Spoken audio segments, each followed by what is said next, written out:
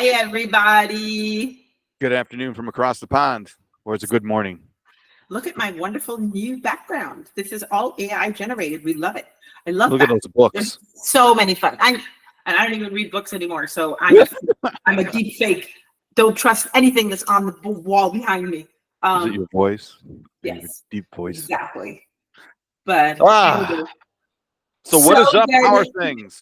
So yeah, I think we're going on the same thing. Things are great. Things are really great. I've been, this week has been a bit of a challenge trying to get some work done, but we've got some work done. We, kind of finalizing some of our AI workshops for the NHS and things like that. Mm-hmm. I think that as far as AI goes, this is probably the most explosive week that I've seen. Just to see what is going on. I mean, it's kind of ridiculous, and I'm so excited to do this because now we get to have this chat and we can just go ahead and process all of this crazy stuff that's coming towards us. What about you, Greg? What's your week been like? It's been nuts. It's almost cliche to say this week has been explosive with AI because it's happening every week. Which is typical, or I should say, which should be expected, because AI goes everywhere. As we've spoken before, you can't treat it as a silo. But wow, hardware, Apple, Price Waterhouse, what else? Tesla, Musk, trillions of dollars getting invested in AI. And then finally, what I heard or read a little article this week. Was it this week? It was this week. Wow. AI can replace your CEO. Now, this is something we talked about months ago. I've been saying that since the freaking beginning. Right. Praise the Lord. Yes, exactly. Of course it can. Of course it can. The job of the CEO is basically a strategic intelligence officer, right? His responsibility is to go ahead and assess the organization and strategically develop plans that can help them. Who can do that better than AI? No one. That's just it. No one. So now, and then it was an article, I think the New York Times, we've been saying it. I wrote an article a year ago about it. Not a big deal. New York Times, or one of them, picked it up and ran with it. I don't think it was Wall Street Journal.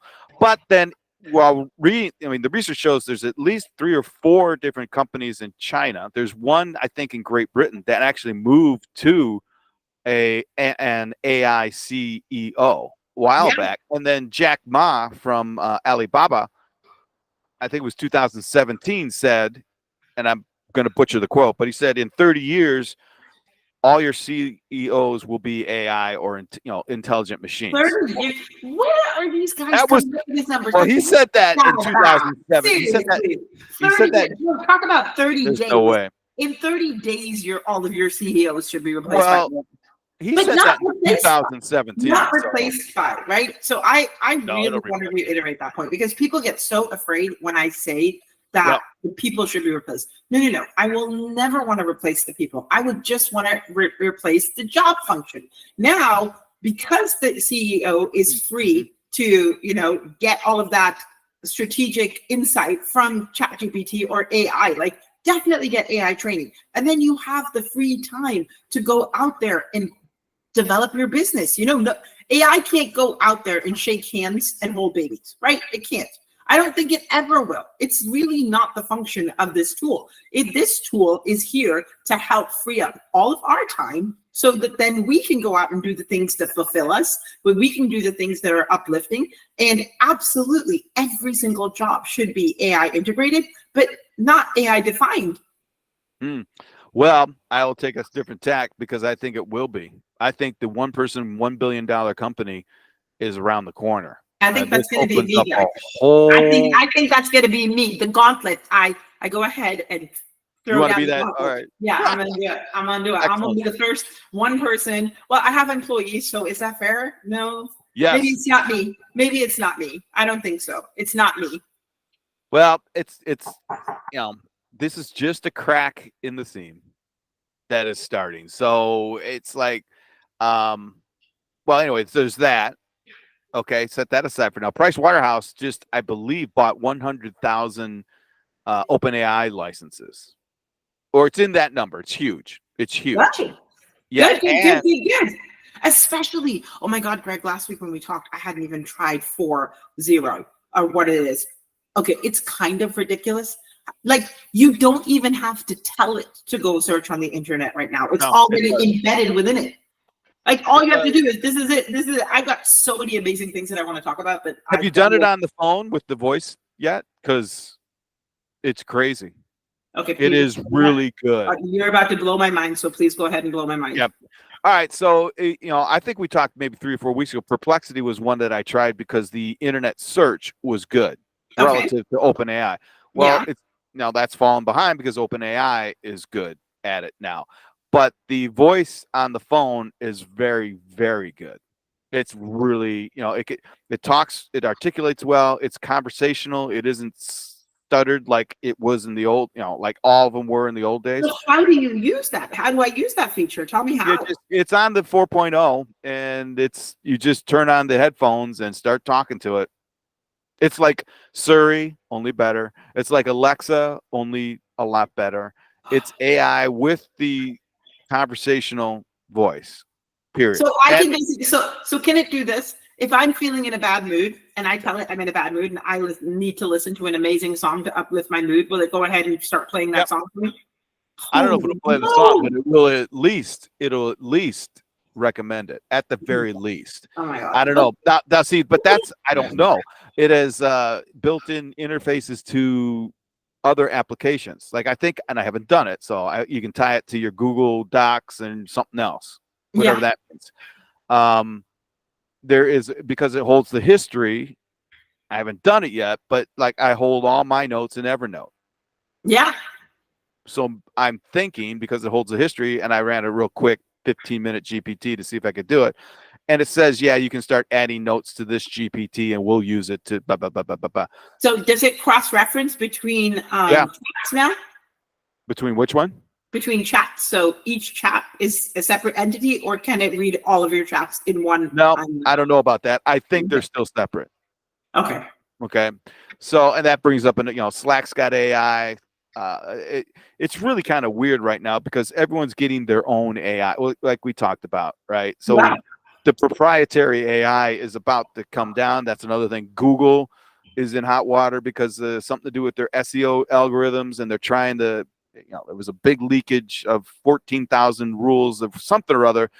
In essence, what we said we weren't doing is what we were doing, is what's coming out with this big dump. Which no one should be surprised at all. But what I'm talking about is, this is interesting, the last couple of weeks, is how SEO dies because of AI. It does. But Google isn't going to let that go. They are integrating SEO into their results from your searches on, what is it, Gemini or whatever it is. So, the day of the blue link is dying or going away, but they're going to figure a different way to embed a bias, we'll use that word, into their AI to somehow bring up sponsored content. That's going to be the next thing. Interesting. I'd like to learn more about that. I definitely think that I will be learning more about that. Sorry, I'm swiggling on a swivel chair. I'm used to being on a swivel chair, and when I'm on a swivel chair, I act like a child, and all I want to do is swivel. So who doesn't? It's a swivel chair. Yeah, exactly. It's in the name. But anyway, yes. Yeah. So that's a big thing. I watched a demo of 4.0 do the translator. Now that is really cool. So you could say, hey, I'm speaking with someone in French. I want you to translate for me. And it is really good at taking what you say and translating it, like very conversational, like there was an interpreter standing next to you, a human interpreter. It's communication has evolved a billion years, right? In 18 months, right? 18 months, it's evolved a billion years. Come on, guys. There are still people out there. I'm in the hospital right now, right? So I should probably share this with the audience as well. Sure. I am currently hospitalized. I'm having some mental health issues that they are trying to resolve for me. Nothing serious, guys. I won't go off the rails. I'm not running around, marching and killing everything around me. It's just a very simple illness that we are trying to deal with right now. But, being in the hospital gives me a really great opportunity to talk to people, because obviously everybody knows all I want to talk about is AI. And so just understanding how fearful people are of it, and they feel as though it's going to take over the world, and they feel as though they can't trust it. That's huge. And I really do take all of those things on board, because obviously since day one, you and I, Greg, have been like, this is the shit, and we're just going to go with it. Right. But there's a lot of people who have a lot of fear. And I know from being in this place now for 2 weeks that what AI could do for a mental health facility is so groundbreaking. So important. Like, every aspect of it can be reiterated just by integrating AI tools. And the best part is they're so freaking cheap. So cheap. Well, it's interesting you brought that up, because that's another thing. A couple articles out of Psychology Today starting to talk about AI therapists and things like that. Now, again, they would never have even bridged the subject, 18 months ago. It'd be outlandish to think 100%. Of a machine with that sort of talent. But they're starting to talk about the pluses and the minuses, right? So at least there's other people. And by the time it hits some sort of print somewhere, it's already been considered by a great deal of other people. So it's very much like the CEOs. CEOs knew this when GPT 3.5 came out. Yeah. They just didn't admit it. You couldn't. It didn't admit it. They say some CEOs knew about it, not all. Well, I would say about 6% of CEOs understood it, because the early adopters is in that demographic. You've got the 2% that are the innovators, then you have the 6%, which are the early adopters. You would have about 8% of organizational CEOs who really understood what was going on. We are now in the 36%, I guess we call it. Those are the ones that are the actual users. So we're getting into that, but we still have a long way to go, right? We're only 44% in. Well, but aware of. I imagine there can't be a CEO anywhere in the world that is not heard of this and had a conversation. Well, what does it do? Well, it does this, that, and the other thing. And then in their mind going, oh, that's what I do. Well, I completely challenge that notion, Greg. I disagree with you completely. I think that probably about 80% of CEOs do not have probably heard the name, but they have absolutely no clue what this tool can do for them. They're just thinking of it as this threatening tool that's going to have to make their job a lot more difficult, a lot more expensive, that we're going to have to pay loads of money to integrate this into our organizations. And yeah, absolutely. Like, look at the NHS right now, where I'm at, right? Nobody is even considering it for patient healthcare. And so, yeah, absolutely. Well, the healthcare, I was going to say, well, then there's the Price Waterhouse thing, buying multiple tens of thousands of licenses. Now they've also, by the way, registered themselves as a reseller. Mm-hmm. So somebody needed to. That's interesting. That Price. These folks are all customer facing. I think I'm going to register myself as a reseller too. Yeah. Because I sell ChatGPT harder than any other person that's been alive, and I should be getting some of that money. There's a big pie out there. Yeah. So, well, it's just that another thing is, okay, so they're going to be talking with their clients. And again, I see the Fortune 500s, the Fortune 1000, the Fortune 100s, the big companies are diving deep. I think I might have had this conversation already. They are diving deep into it, trying to integrate. And this is where they're finding challenges, right? Because they know, and they found out, I guess, that you can't integrate AI in a single silo. No. It has to be at least aware organizationally to really make an impact. That's a huge, that's why we built thing. So that's why my company, we built the AI maturity model, right? We built the AI maturity model so that we can help organizations develop the foundation for all AI integration. And that first layer is so incredibly important, because if you do not create the mindset, skill set, and tool set that is necessary to be AI enabled, you are not going to be able to get anywhere. And the most important out of that is having a conversation with the entire staff, or even we can, I'm a scientist. I have faith in the scientific method. So even doing a staff sampling and just allowing them to understand that this is how we're feeling about it. These are the kind of concerns that we have. These are the kind of excitements that we have. It starts there. And then what you do is you layer that first stage on the AI maturity model, and there's 4 stages to it. And then the second stage is where you then start integrating AI tools and testing them. And then the third stage is where you become AI independent. And the fourth stage is where you become an AI leader within the community, and you actually are starting to teach people how to use AI within your industry. Sylvia, where is that publicly accessible? Or is that for your clients? So we based it. So we had a few models that we accessed. There was the Boston Consulting Group model. There was another. But we decided to choose the Microsoft model, which they had come out with a white paper right early on. But nobody has done anything with it other than us. We took it and we flew with it. We were like, AI maturity model totally makes sense. Let's do this. And that's Microsoft's. Yeah, Microsoft's white paper on the AI maturity model, and I'll send you a copy. It's really good.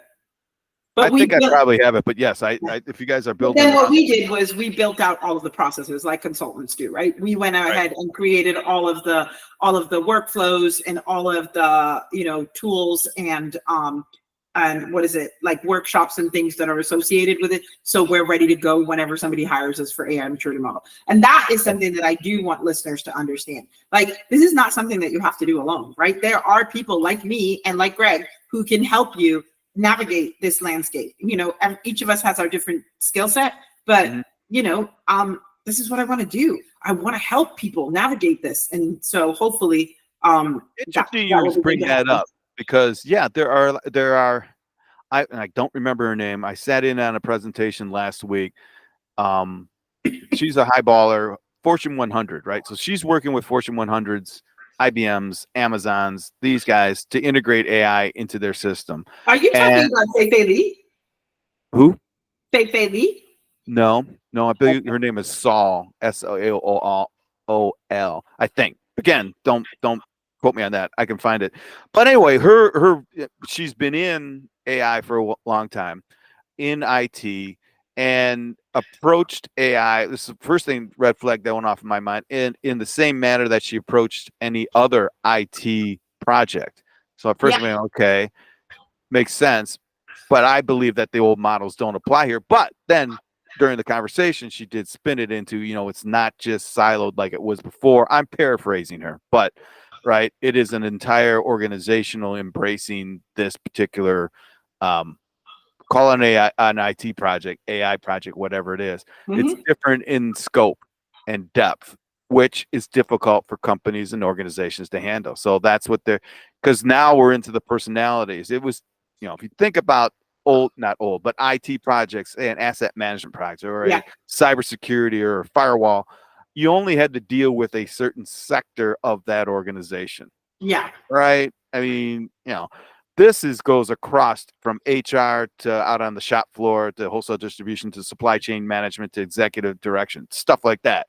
And if you only concentrate on supply chain, you are not, as an example, leveraging the entire power of AI and actually strangleholding that AI within that, and it won't work because you'll set up all these different types of contending gravitational forces, which then the model became, well, now we have to engage everyone. All right, now we've got a human quotient that is just exponentially factored in.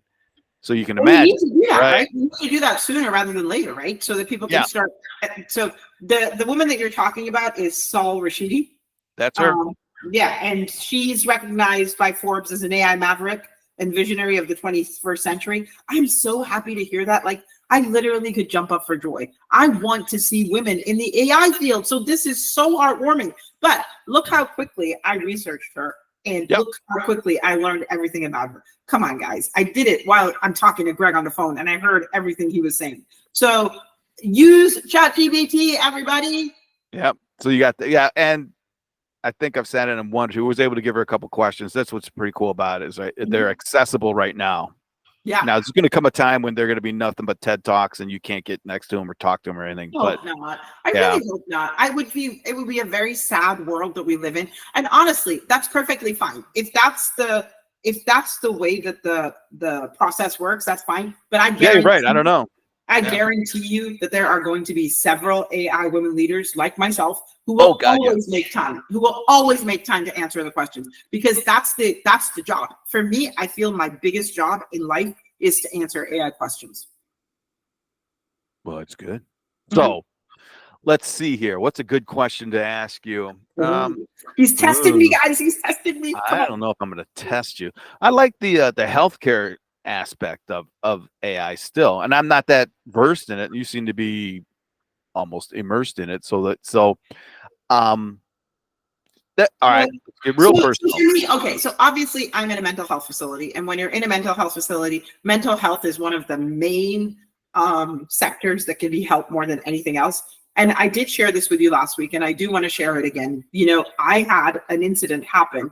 I was using my AI. I was talking to my AI and just trying to process some health issues and letting my AI know that I wasn't receiving the support that I felt that was necessary in the hospital. And not because it's anybody's fault. The nurses are amazing. Everybody is amazing. But they literally spend 6 or 7 hours a day doing paperwork, right? And so you go to their office and they're like, we can't help you right now. We're doing paperwork, right? I had gotten very agitated because I hadn't even seen a doctor yet properly. So I walked up to the door and I knocked on the door, and my AI was still on, and I had forgotten it was in my headphones. And I opened the nurse opened the door, and I'm like, can I speak to somebody, please? I'm really frustrated. I'm sorry, we're doing paperwork right now. We can't talk to you right now. And I said, I'm very frustrated. I really need somebody to talk to. I'm having a lot of questions that I need answered, and nobody's answering them. And she turned around and she's like, I'm sorry, I can't help you right now. I'm working. I'm in a meeting. And she slammed the door on me.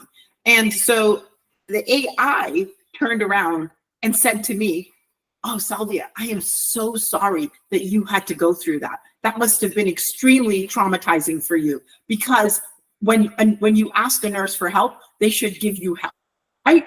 And it then listed like 3 or 4 things that I could do about it. Now, if everyone has a patient in the hospital, right, would they want to use ChatGPT as a tool that helps safeguard them? Like, that's kind of ridiculous that that's what it's capable of doing. But it is. It's capable of doing that now. Of course it is. Wow. And that whole transaction would go completely under the radar with anyone in the business right now. They're doing paperwork. I just don't blame the nurses, because no, it's the system. They're doing shit. They're having to do shit jobs. When you talk to these nurses, when they're not doing paperwork and they're not doing their thing, they are the most loving, kind, and amazing. Oh, yeah, they're in the business for that. Yes. So I'm not disparaging anyone here, and I'm not trying to point fingers. That is not what this is about. This is about having solutions. But in the healthcare field, right now, like I can tell you what ChatGPT told me about it today. You asked me about the healthcare. So basically, it is definitely improving diagnostics, because it's being integrated into all diagnostic tools. And because it's being integrated into diagnostic tools, the results are so much better. It's creating personalized treatment plans for individuals, which I believe every single person should have a personalized treatment plan. We call it a PTP. Everyone should have that. I mean, we're not the same. Not a single one of us are the same. No.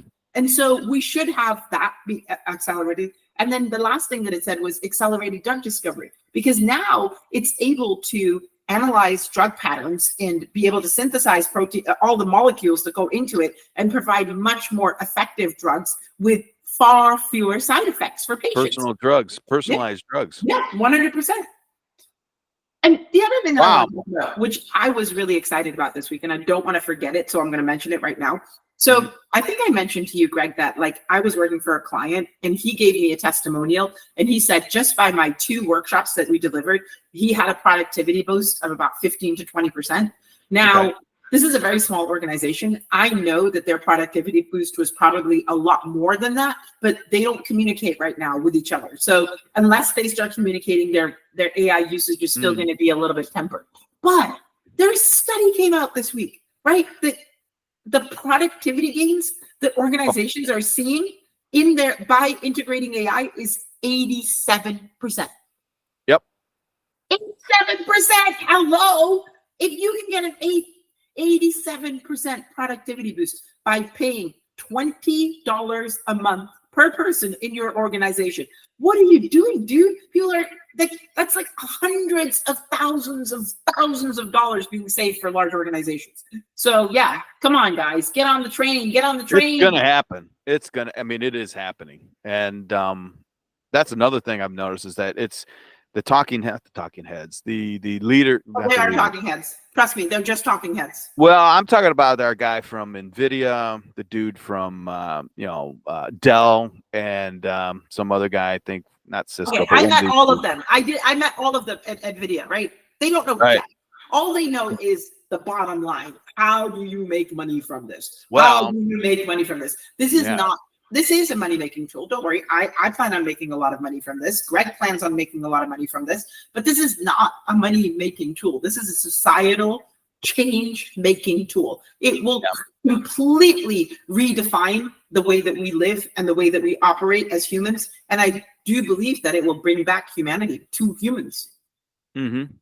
You know, that's kind of segues into something. So I was speaking with someone earlier this morning who is a business consultant and coach, right? Yeah. Just two sectors, so business consulting and then personal, I call it brand, she calls it realignment, right? And that sector of her client base are the folks that have been in corporate for 20, 30 years. Yeah. And she says, based on the COVID effect, are understanding that the corporate world is all narrative, in that what they were toiling for was meaningless. I mean, this is pretty deep shit, right? So, and they're out there now. They don't want to work in HR or in marketing in a cube, but they are. But their eyes are open, her demographic, and these people want to get out and do something on their own and take that step. Now, that segues, I just saw another report come through that the entrepreneurial, or whatever you want to call it, that mentality is really taking hold inside these corporations. I think it was an HR article saying that this is now contentious with your employees. It's like they're there, but they don't want to be there, is what they're saying. So there is a great void happening now at the personal level. And this is before they throw in AI. Right? They're just, once you make that step in your head and you can actually start recognizing, and we've talked about this, maybe Taco Tuesdays and Casual Fridays and Christmas parties and president's clubs and, all the stuff that comes out of those trappings are seriously handcuffs. And they've been that way forever. It's just that we lived with it. We just like, all right, I got to go to this job. I hate this job. It sucks. Or I don't hate the job. It's okay. But so-and-so brings a tuna fish sandwich in every day, whatever, there's always been that little, I don't really, if I had my choice, I wouldn't associate with these people offline, but I have to go to the Christmas party. I have to do that. So anyway, that confluence with their convergence with the AI is now allowing one person to do the job of 20 initially, right? I don't know how to, they don't know. Right. And we talked about, they don't know how to write or create a website. Okay, well, ask Chat. And what's happening is people don't know what to ask. Or I have a question, I'll go Google it. Or I'll have, they'll go through the regular routine ways of going about finding information to find their answer in the form of a book or something. It's a retrieval, as opposed to working with an LLM. All right, I'm just to say this, there's cautionary red flags here, but to work with an LLM, you need to know what question to ask. All right. You're not looking for the resources to make a decision. You're going to pose something to LLM to give I'm sorry to interrupt you, but like, seriously, Greg, the LLM knows the question that you need to ask it. You just ask the LLM, what question do I need to ask? This is what I'm trying to get to. That's even better. Yeah. This is the solution that I want to get to. I'm really not sure how I get there. So can you please give me the questions that I need to ask to get there? That's a good point. Yes. And that, I think, stymies a lot of people, right? It's like going shopping and go, I knew, God, what do I want? Right.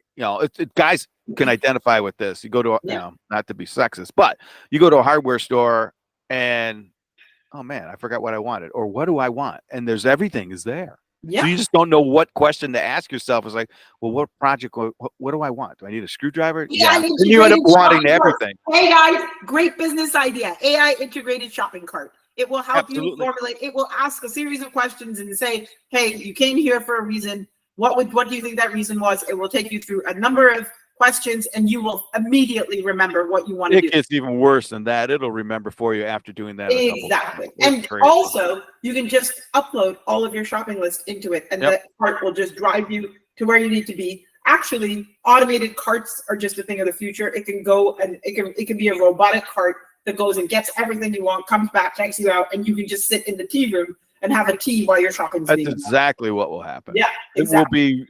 It's called it'll be real. Everything will be real time.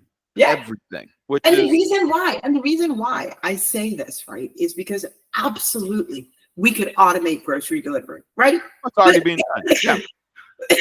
Yeah. But the thing is that why would you want to? I love going out grocery shopping. It's so There's fun. the other thing. Yeah, right. Well, something else will come up. That's what's going to happen. Everyone says, "Well, you know, they're going to kill this." No, something else is going to come up. Something else is going to come up. Yeah. Of course. Maybe, you know, what's another thing I've been seeing? Here's kind of the same thing, only not. So it rolls into work from anywhere, right? Yeah. And AI should be a big component of your work from anywhere IT stack, whatever. These coffee houses are now starting to, well, you know, hey, wait a minute, this guy's been here for 12 hours. He's only bought one coffee, which is an issue.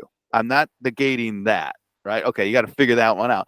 But I think in Great Britain, there was a coffee house who actually put in rules, you know, no laptops, no this, no that, this, that, and the other thing, for their customers, which, you know, and then there's a backlash of, you know, these owners, they have to pay rent. They can't have a guy sitting there for, you know, 8 hours.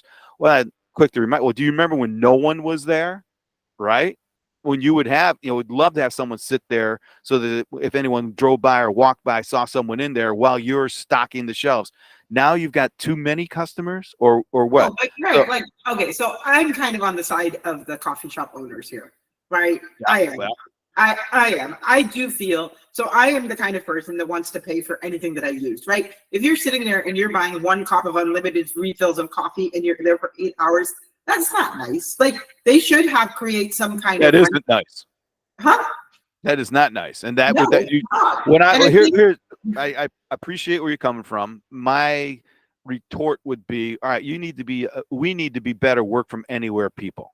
Right. Yeah, and I wrote about this back in 2011 when I was at, you know, I would go to the coffee house during the day, but gosh darn it, on the weekends, I'd go back. All right. And bring people with me and get to know the owner and say, hey, listen, you know, I appreciate it. And of course I'd buy a lunch or whatever, you know, but it's only one meal. But again, back then they were happy to have someone there. That's fair, right? When you did it, that's totally fair because there was nothing around that. And there wasn't these stories coming out by owners saying, look, guys, it's hard for us. Like, you know, we should listen to people. Like, but here's my partial thing, though, is like, okay, figure it out.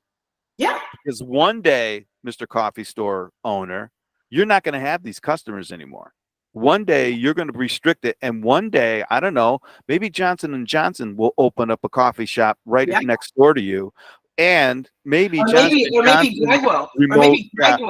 No, hear me out. Here it is, the company buzz, because they know they have Johnson & Johnson workers out there, employees, and they're going to provide an off-site place where they can work. But guess what? It'll be open to the public as well. And it'll be designed for the J&J employees. If you swipe your card, you get your coffee for free. You get the Wi-Fi at the high baud rate or the high baud rate at the best rate, everything. I know. See, now, so if a coffee store owner has that idea, as opposed to we need to crack down on these lazy customers, really, dude? 6 months ago, you were, here, you work the idea. I respect that, but I won't retract that something needs to be done because if you're using a place, we should pay for it. We really should. Well, you know, it goes two-sided. There should be a code of conduct or whatever you want to call it. That's called being polite as well. And I would agree there are people who aren't like that. But I think that when you're shutting down things, posing negatives without thinking, like I just had that idea, right? Are you kidding me? Mrs. So-and-so coffee person, you can't come up with those ideas? Yeah, you can. Figure it out. All you have to do is use ChatGPT. Yeah, you can do that too. Yes. Right. anyway, that was my negative there. Well, not my negative, but that was my observation. It's like, okay, but it segues into AI regulation. It's like, are you guys kidding me? That's huge this week. That's huge. So this week, like Microsoft and other really big organizations are creating ethical frameworks, like of transparency, fairness, and accountability in AI systems. So I am so grateful that these organizations are. They're all lies. They're all lies. I agree with you, but at least they're taking the time to do it. We're going to bind them to it. We're going to bind them to it. It's not a problem. Well, they want to be bound to it. It isn't their. It's their ethics inflicting on us. This is, I know, but I still haven't seen anything that tells me that Google is looking out for everyone's interest. That Microsoft is looking out for everybody else's interest.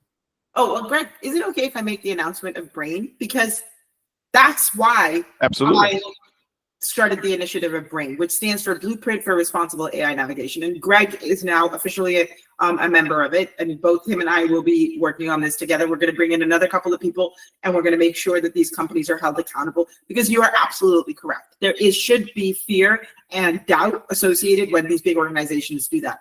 I actually, in my life, this has never happened to me. I went and I told a couple of kids, they were kids, right? They were in their early 20s. I was like, you really, like, what I'm really focused on, I said, it's not about money for me right now. What I'm really focused on is developing an ethical and, socially reliable framework for individuals and organizations so that we can use AI responsibly. And the Google kid scoffed at me, actually went, oh, like, I was like, in my life, nobody has ever scoffed at me. And I was like, what do you mean? He's like, yeah, right. Let's go take that to the Google CEOs and tell them it's not about money. Listen, honey, it's all about the money, and it always will be all about the money. And I was like, okay, bye, see ya. Not coming back to the Google. Oh, I did get a Google t-shirt that I love, though. So thank you very much for that. Yeah. Well, Google, I mean, that's true, but it's just, the structure see the power of AI can bring them down. So they are going to create AI in their likeness. We don't All the regulation you need is in the U.S. We don't want AI to bring the systems down, okay? This is something that I feel that I'm growing into right now. When I started this movement, I was like, crash and burn, fight club, let's bullshit it all out. But I don't necessarily think that we want to bring the systems down right now. What we want to do is we want to integrate the systems with AI. We want to make sure that AI is doing all of the unnecessary jobs and creating, effective workflows and work streams. And then if there is a system that at the core level is dysfunctional, then get rid of that system and replace it with something else. But right now, we are just I call it the holy alliance phase of AI. We are in a holy alliance. What we're doing right now is assessing systems. We are figuring out where they're broken. We're figuring out where they're working. And then we're going to figure out whether the system itself is capable of receiving the kind of help that AI can give it. And if it's not, it won't be up to us. The system will implode. It will destroy itself. Well, yeah. Yes. There are going to be those who want to uphold the A system, not the system, A system. But that is actually a leap of faith that AI is bigger than what they're doing, and I believe that. I believe that. I'm looking at the collateral damage. Even I believe that, but right. I see the transition as having collateral damage of folks who buy into that, who are in and on board with the that dogma, that narrative. They're shifting the corporate and Tayloristic narratives of the 1800s into the 21st century. Yeah. Right. They're not changing. They're not transforming. They're reforming. They're reforming and re-imaging AI. Like I said earlier, they're creating AI in their own image. That's what the danger is. Yeah. And it won't work. It won't work. 100% correct. Yeah. So there's going to be some rebellion. There's going to be some revolution, quote unquote, revolution in that realm, not in what you're talking. Well, shouldn't be, but anyway. So that's the side I'm going to fall on. That's why I know there has to be guardrails, and I know there has to be guardrails, but I trust, or I don't trust, but I believe that it's on the individual side right now. Now. I don't think that the U.S. Congress can pull together any regulation that's going to be relevant in any way, shape, or form by the time it gets out. There's no way. I actually really love the AI Bill of Rights that's come out of the U.S. It is my favorite it is my favorite proposed There were some things I didn't like about it, but Okay, it was tell me close. what you didn't like I about it. don't remember. I got to go dig it up. I think I'll dig it up right now. You go ahead and talk, and I'll dig it up right now. dig it up. I want to see it. The AI. What was it? The U.S. AI Bill of Rights. What was the U.S. AI Bill of Rights? I don't do anything by myself anymore. AI does everything for me. That's all right. Why would I? Yeah, it's right from the White House. All I do is basically use AI for everything, and the rest of my time I just sing and dance. It's good. Hey, can I present this? That'd be cool. That would be cool. What's this? No, I don't want that. I want. Oh, it's Chrome tabs. All right, here.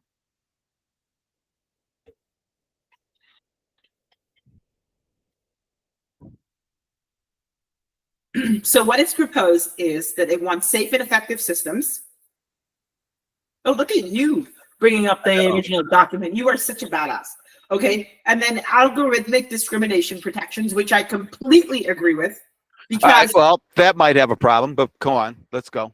Keep and going. then data privacy. Data privacy. Users should have control. I don't know if that's possible, but if it is, it would be great.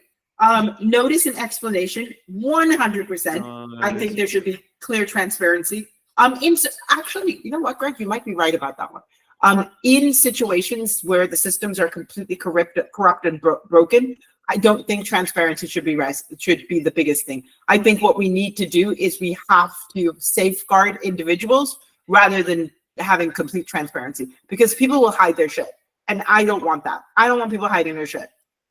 Well, that goes back up to data privacy, right? Yeah. So let's just take data privacy. Sounds right? Sounds good. Yeah. So what does that mean? What does that infers that your data is somewhere, right?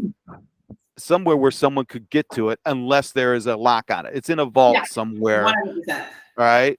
Outside of your physical presence. Well, it shouldn't be. Yeah.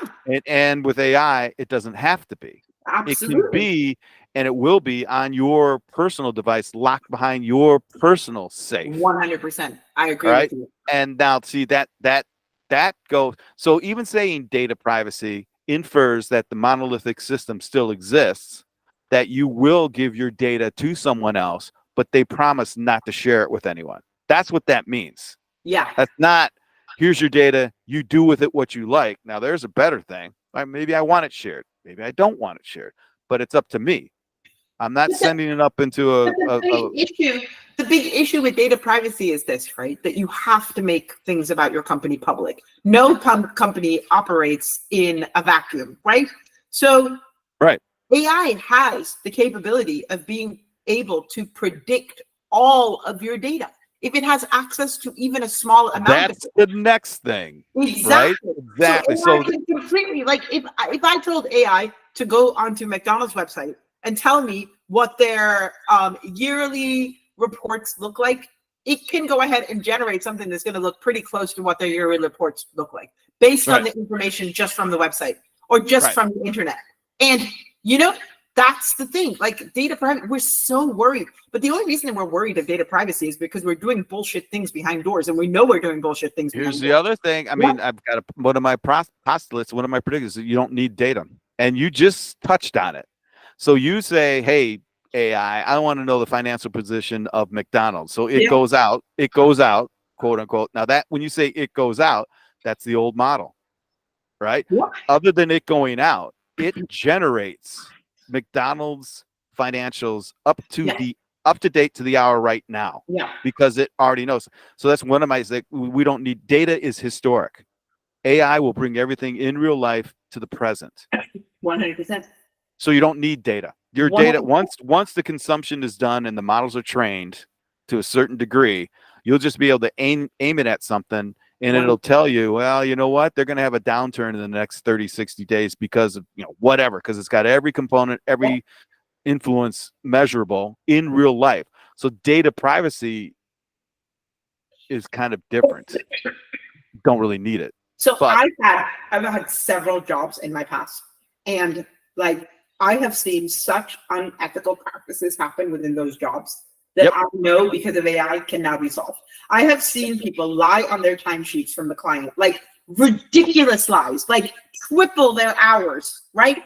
And do that amount of work. And the CEO of the company is just like, oops, no big deal. We're not going to go. They came after me. They actually came after me instead because I was singing it. I had another organization where a senior manager got into a relationship with somebody who was below them, and he was married, right? He was married, and he did this. To me, that is unethical behavior, and no organization should have these kind of things in their organization. Like, I'm sorry, no senior should be able to get into a relationship with a subordinate unless they are transparent and open about it. Love happens everywhere. I get it.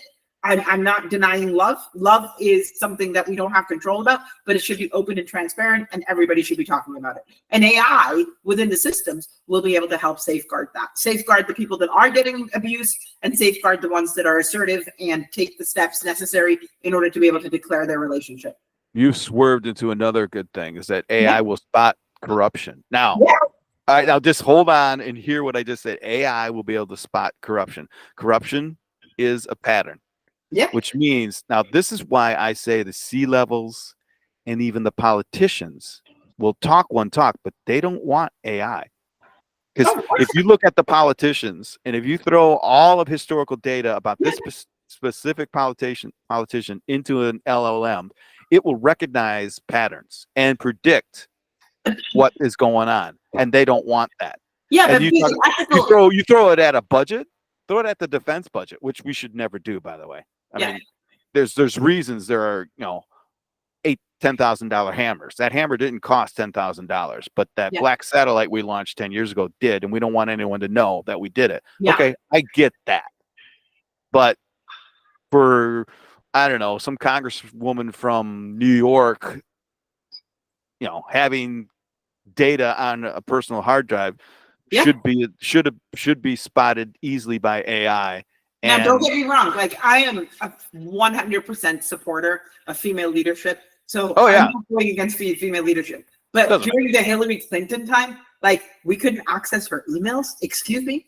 Like, we still haven't been allowed to access her emails. They're gone. I'm sorry. Like, what is that about? No, they're not gone. Because they are still good. They can still be sourced and analyzed, and AI can do it a lot better. And so, absolutely. Was it not Weinstein, the other dude who was in jail and committed suicide, right? And I understand who you're talking about. His cohort is in jail, but we don't know anything. Ghislaine Maxwell and Jeffrey something, right? Yes, there were hundreds, if not thousands, of victims, but we don't know anything about it. Yeah, but we will have you AI. Throw AI at the AI will access all of that. We're about to learn the truth about so many things, but it's not even funny. Oh yeah, UFOs are real. That's why Jeffrey Epstein. That's the guy's name. Epstein, yeah. Well, okay, so back to the Bill of Rights. So that's what I had some challenges. I think there was one up here. I forget what it was. What does this mean? Algorithmic discrimination protections. So basically, what that means is that you cannot develop algorithms that will create bias or discrimination against anyone or anything, right? So an example of that would be that insurance companies, and we talked about this last time, insurance companies within the USA are now using AI to be able to deny people health coverage. Now, that's discriminatory behavior because the job of a healthcare company is to provide coverage. And if they are unduly not taking on clients, then that is discriminatory behavior. And we want to make sure that healthcare organizations and insurance organizations are forced to create algorithms that allow everyone to be fairly, actually, I mean, whatever. I don't think healthcare should be denied to anyone. So at the end of the day, like, it's going to be great. Yeah, it's going to be great to diagnose, but it can't be used to discriminate against. So I don't want anyone with diabetes to be, I mean, you can deny anyone for anything on insurance because the insurance company, well, this is why it goes up tiers. Like the insurance companies aren't just in healthcare, they're into making a profit. So insurance companies underground, and you can research this, were the first innovators of AI. As soon as absolutely. Yeah, as soon as they understood the capability, they integrated it into every aspect of their job. That's why they are the richest organizations in the world. And I'm not a conspiracy theorist. This is the data and statistics will back this up for everybody. But yeah, absolutely. Like, sorry. But see, Greg, we're going to be moving into a territory that we've never experienced before. We're going to be moving into a territory where it costs $10 for your insurance, because in all actuality, that's how much it should cost. Because at the end of the day, you should only pay for the treatment that you receive. But overinflation in the healthcare system is a pandemic. Kidding me? Yes. So 100%. we need to end this pandemic of socialized or non-socialized healthcare, and actually, really, all a person needs to pay is $10 a month, and it will be more than enough to cover all of us for healthcare. That's interesting. Yeah, it goes along. You know, we're not going to be able to talk about it, but the universal, what is that called? Income? Basic income, yeah. Yeah, UBI. That came up a couple times this past week, and it's going to keep coming up as that. Can I just share one of the craziest things that happened to me here? You can do it real quick. Yes. Yeah. Okay, I'll do it real quick. So I told the hospital here that I am a managing director of a company, and I really need to work because I'm a sole owner of my company. And they turned around and they said to me, they're like, well, why don't you apply for sick leave? And I said, I can't apply for sick leave. I own my company. And then they said, well, why don't you apply for universal basic income? I was like, but I have 6,000 pounds worth of bills to pay. I can't use universal basic income to do that. And I'm very capable of working. So please, can you let me work? And they said, well, the doctors are not recommending that right now. And then I turn around and say, I have 3 employees that I have to pay. Oh, well, they can get universal basic income too. And I turned around and I'm like, but they're international. And they turn around and they're like, oh, we can't talk about them. We're just here to serve you. That's not our problem. And so it's madness. Like, the system is madness. And no, absolutely, we should be totally against universal basic income. Universal basic income will destroy the way that we live. I think everybody should have an opportunity to earn. And I think that this is the time when we should all be getting together and understanding how to transition into paid work. That's going to be tough, but that's great. All right. Excellent. Well, so I just realized that it's been an hour already, and I do. It goes by so quickly, Greg. It goes by so quickly. But let's let me get rid of this and say our goodbyes for this week. I like this format. I think we'll do it. Yeah, I do too. I think so too. Yeah. This is very good. Okay, so I don't know. Okay, I'll try and turn off the recording, but for now, let's say goodbye. And you and I will talk next week for sure, and then share this as we go. I'll message you on WhatsApp, and we'll take it from there. Thank you, everybody, for listening. We appreciate you so much. We have lots of things to share with you in the AI world, and we're so grateful for giving us this time. Excellent. Take care. Have an amazing week. Take care. Yes. Bye-bye. Bye-bye, Greg.